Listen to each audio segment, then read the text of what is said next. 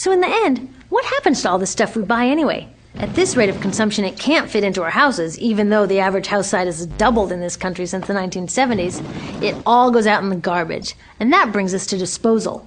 This is the part of the materials economy we all know the most because we have to haul the junk out to the curb ourselves.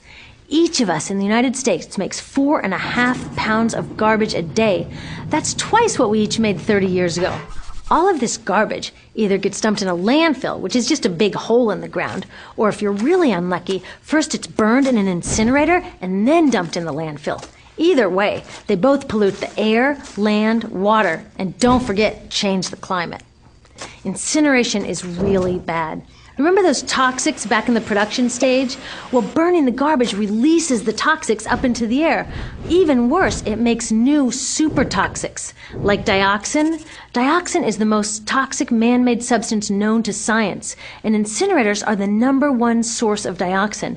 That means that we could stop the #1 source of the most toxic man-made substance known just by stopping burning the trash. We could stop it today. Now, some companies don't want to deal with building landfills and incinerators here, so they just export the disposal too. What about recycling? Does recycling help? Yes, recycling helps.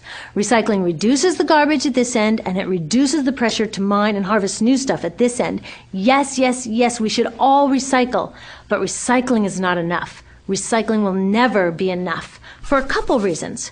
First, the waste coming out of our houses is just the tip of the iceberg. For every 1 garbage can of waste you put out on the curb, 70 garbage cans of waste were made upstream just to make the junk in that 1 garbage can you put out on the curb. So even if we could recycle 100% of the waste coming out of our households, it doesn't get to the core of the problems. Also, much of the garbage can't be recycled, either because it contains too many toxics or it's designed not to be recyclable in the first place. Like those juice packs, where they have layers of metal and paper and plastic all smushed together, you can never separate those for true recycling. So you see, it is a system in crisis. All along the way, we are bumping up against limits. From changing climate to declining happiness, it's just not working. But the good thing about such an all-pervasive problem is that there are so many points of intervention. There are people working here on saving forests and here on clean production, people working on labor rights and fair trade and conscious consuming and blocking landfills and incinerators, and very importantly, on taking back our government so that it really is by the people and for the people. All of this work is critically important, but things are really going to start moving when we see the connections, when we see the big picture. When people along this system get united, we can reclaim and transform this linear system into something new, a system that doesn't waste resources or people. Because what we really need to chuck is that old school throwaway mindset.